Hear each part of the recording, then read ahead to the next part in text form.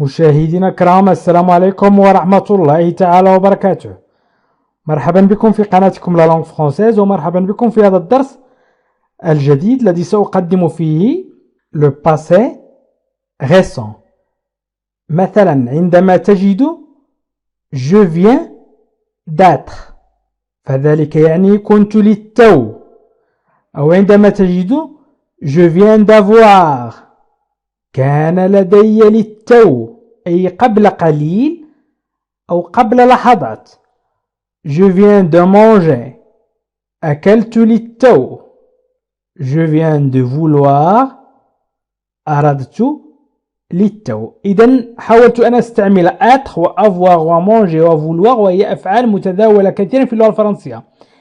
إذن أهداف هذا الدرس: في هذا الدرس ستتعلمون أولا تصريف مجموعة من الأفعال إلى le passé récent، إلى le passé récent أي الماضي القريب، وأيضا ستتعلمون تركيب الجمل باستعمال la conjugaison أي الصرف والتحويل، وأيضا يمكنكم التكلم باستعمال جمل بسيطة جدا ومتداولة عند الفرنسيين. إذا مشاهدينا الكرام، هذا الدرس ضمن قائمة الجمل الأساسية في الفرنسية les phrases de base en français. الدرس 103.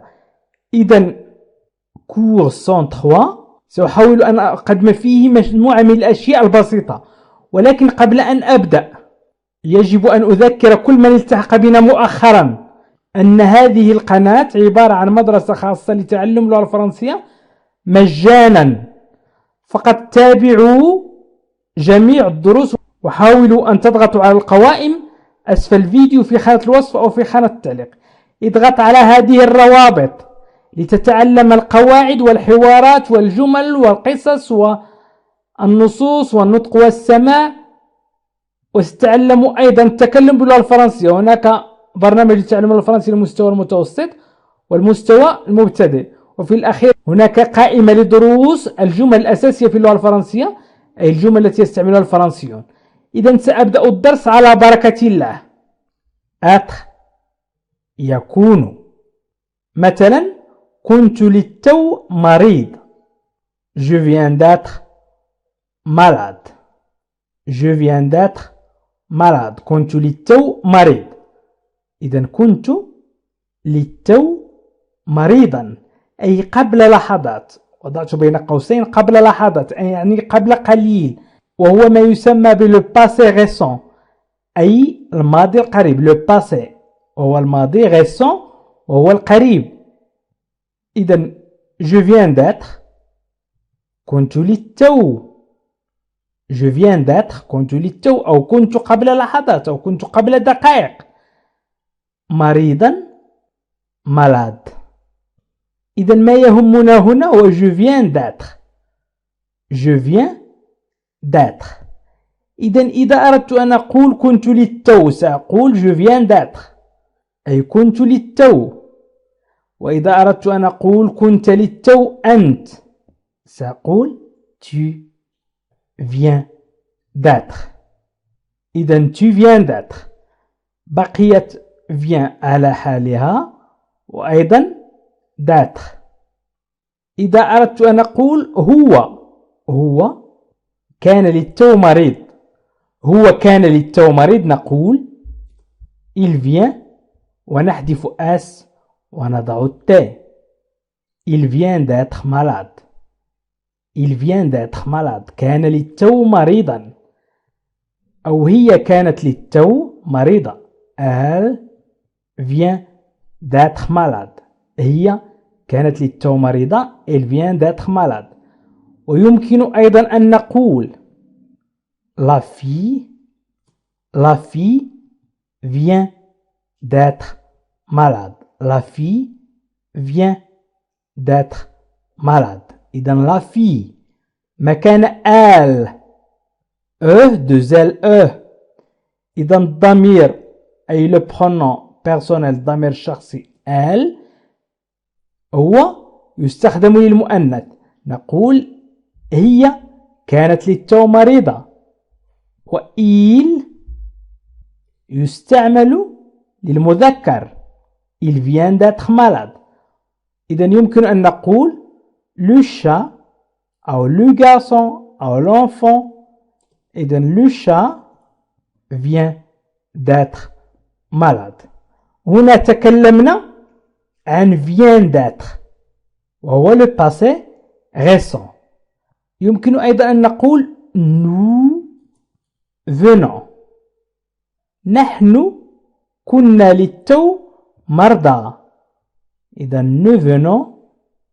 nous venons d'être malade. كنا للتو مرضى. nous venons d'être malade. كنا للتو مرضى. أو vous venez d'être malade. vous venez d'être malade. كنتم للتو مرضى. أنتم vous venez d'être malade. vous venez d'être malade. أنتم كنتم للتو مرضى. يمكن أيضا نقول ils viennent d'être malades. ils viennent d'être malades. أي كانوا للتو مرضى. ils viennent d'être malades. كانوا للتو مرضى. إذن يكفي أن نصرف الفعل أو أن نقوم بتصريف الفعل venir إلى الحاضر. je viens, tu viens, il vient, nous venons, vous venez, ils viennent.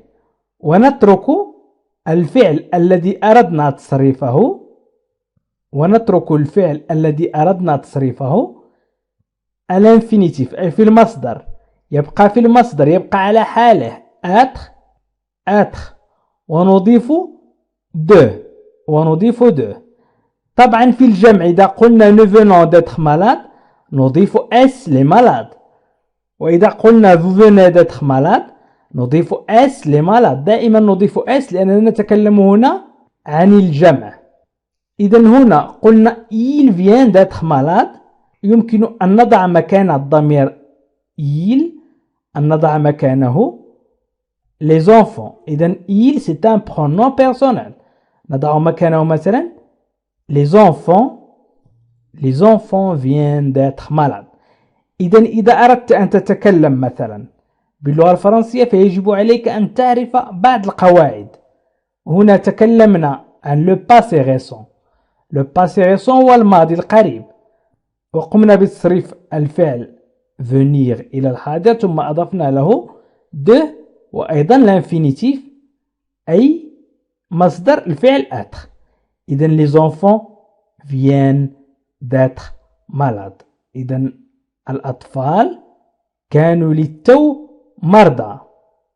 أو les filles viennent d'être malades. les filles viennent d'être malades.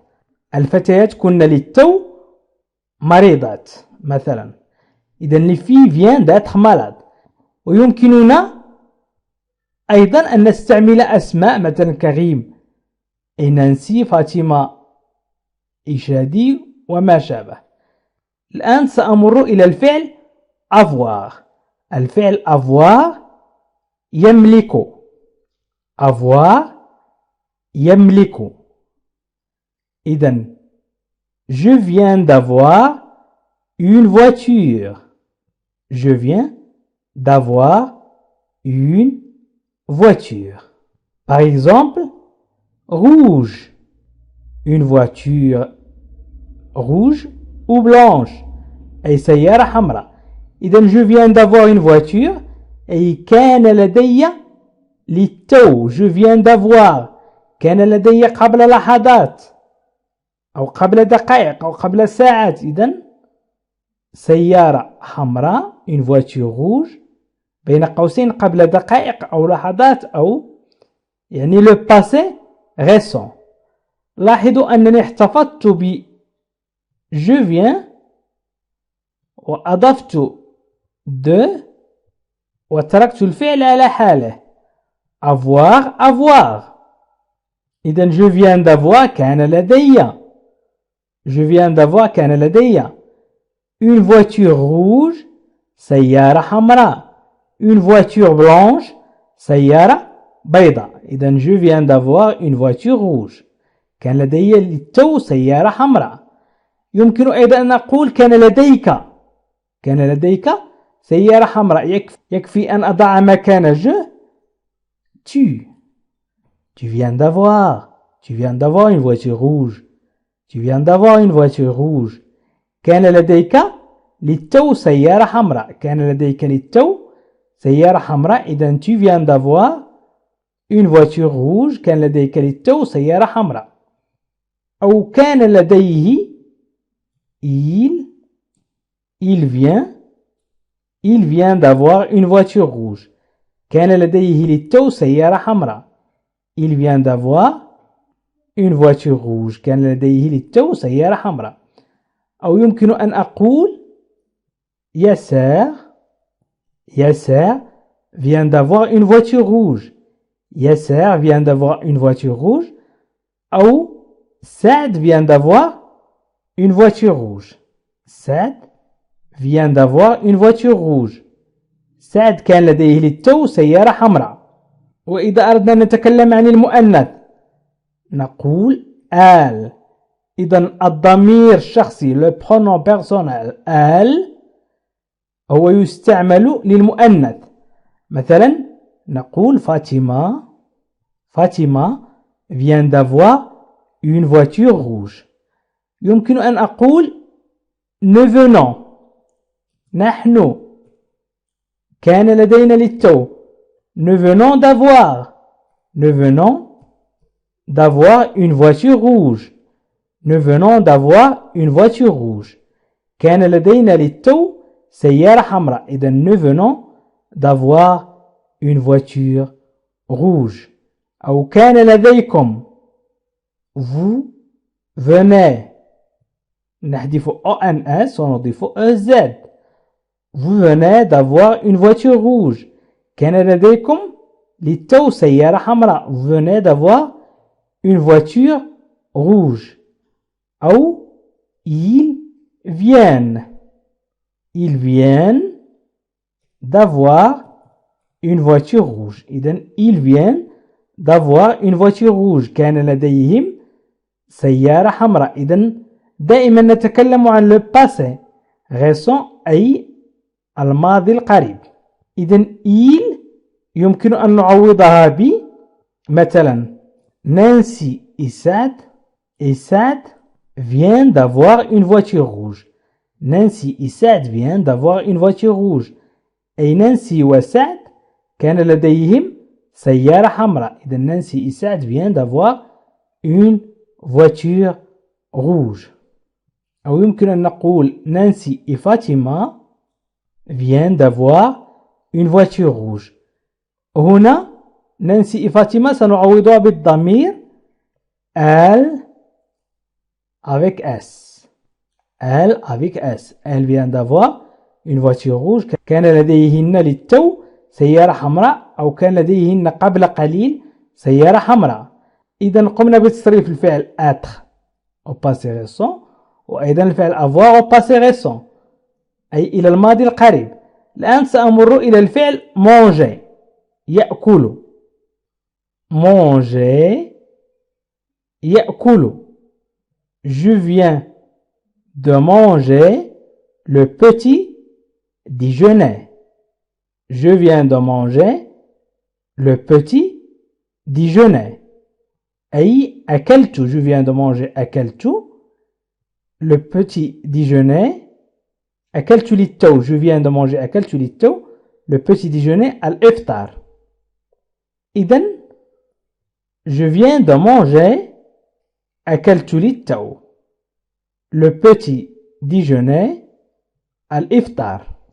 إذا تعلمنا أن de ومونجي لا نغير فيها شيء. إذا مونجي بقيت على حالها.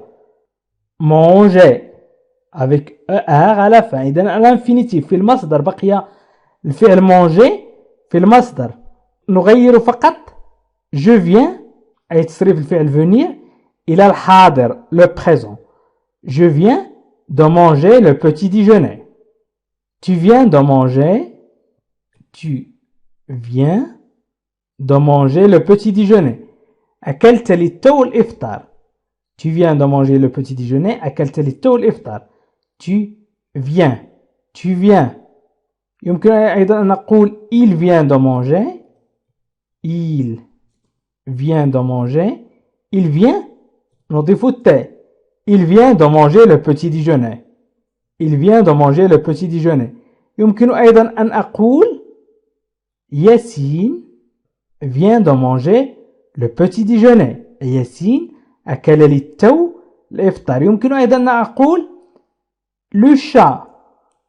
Le chat, صح التعبير.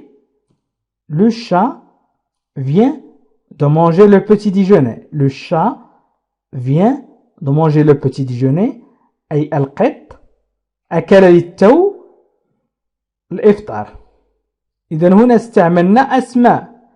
يمكن أيضا أن نقول la fille vient de manger le petit déjeuner. أو vient de manger le dîner. Le dîner هو العشاء. Le déjeuner الغداء. Le petit déjeuner الإفطار. إذا la fille vient de manger le petit déjeuner. الفتاة أو البنت أكلت للتو الإفطار. إذا la fille تعوض بelle. Elle vient de manger le petit déjeuner. Elle vient de manger le petit déjeuner. هنا نتكلم عن المؤنث. هي أكلت للتو الإفطار. إذا أردنا أن نقول نحن أكلنا سنقول nous venons de manger. Nous venons de manger. Nous venons de manger le petit déjeuner. Nous venons de manger le petit déjeuner. أكلنا للتو الإفطار نحن. أو vous venez, vous, أنتم, vous venez de manger le petit déjeuner. Vous venez de manger le petit déjeuner. أكلتم للتو الإفطار. Vous venez de manger le petit déjeuner. أكلتم للتو الإفطار. أو ils viennent de manger le petit déjeuner. Ils viennent de manger le petit déjeuner. أكلوا للتو الإفطار. أكلوا للتو الإفطار. Ils viennent de manger le petit déjeuner. أكلوا للتو الإفطار. Ils viennent de manger le petit déjeuner. أو les filles ستعوض البرونون elle وليس il. Elle vient de manger le petit déjeuner. أي الفتيات أكلنا للتو الإفطار. وإذا أردت أن أقول هن أكلنا سأعوض les filles بelle. Elle avec s هن. إذا الجمع elle vient de manger le petit déjeuner. أكلنا للتو الإفطار. الآن سأمر إلى الفعل vouloir. vouloir يريد. vouloir يريد. Je viens de vouloir aller au café. أردت للتو الذهاب إلى المقهى. Je viens de vouloir aller au café. أردت للتو الذهاب إلى المقهى. Je viens de vouloir. أردت للتو aller الذهاب au café إلى المقهى. هنا تركنا الفعل vouloir على حاله. لم نغير فيه أي شيء. بقي الانفينيتيف في المصدر. إذا je viens de vouloir aller au café. إذا أردت أن أقول أنت أردت الذهاب إلى المقهى سأقول tu viens de vouloir. Tu viens de vouloir aller au café. وإذا أردت أن أقول هو أراد الذهاب للتو إلى المقهى سأقول il vient. نحذف اس ونضع التاء. دائما أقوم بتصريف الفعل venir إلى الحاضر au présent. La conjugaison du verbe venir au présent. Il vient de vouloir aller au café. أو سعد vient de vouloir aller au café. ويمكن أيضا نقول نحن nous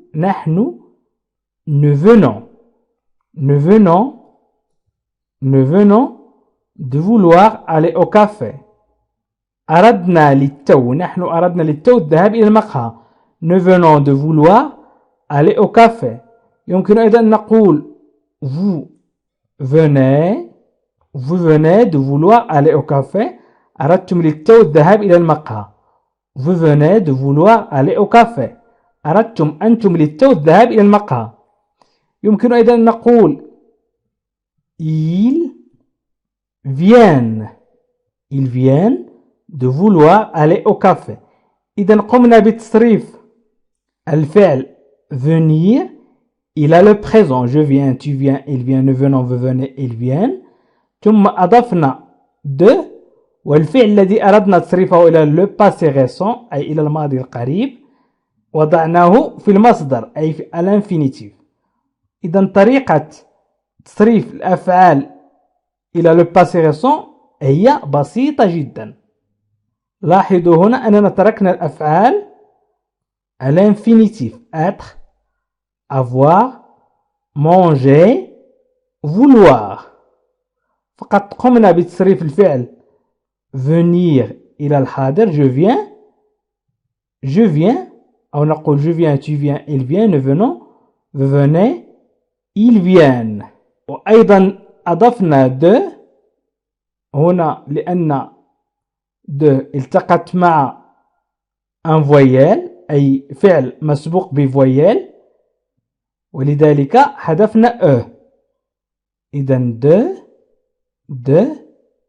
de إذا كنت للتو كان لدي للتو أكلت للتو أردت للتو.